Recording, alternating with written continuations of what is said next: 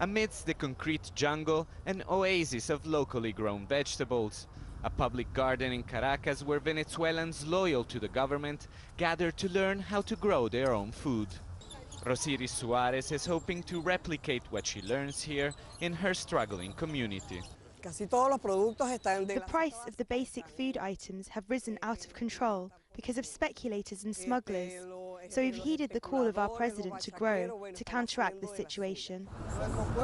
It's an idea the government is taking very seriously, with widespread shortages and out-of-control inflation. So seriously that President Nicolás Maduro announced the creation of a Ministry of Urban Farming, saying he's out to set a good example. The First Lady and I have 60 laying hens and produce what we eat. Just a few hours outside the capital, in once rich agricultural land, many believe the president should focus on the plight of traditional farmers. Urban gardening, it's an interesting alternative, but not a way to solve such a big issue. Agricultural engineer Ricardo Ramos shows us plot of lands that are being left idle. He blames the lack of seeds, herbicides and price controls that force farmers to sell their produce at a loss.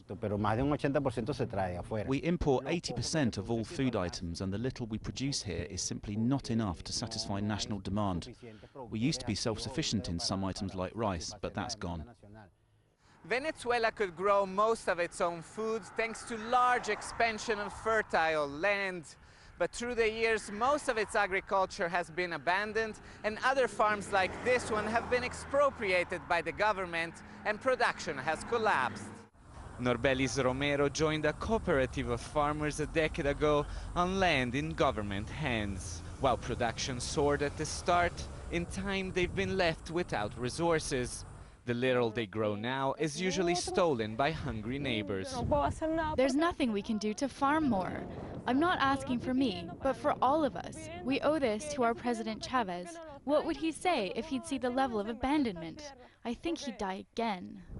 A decline in food production that risks turning into a full-blown humanitarian crisis.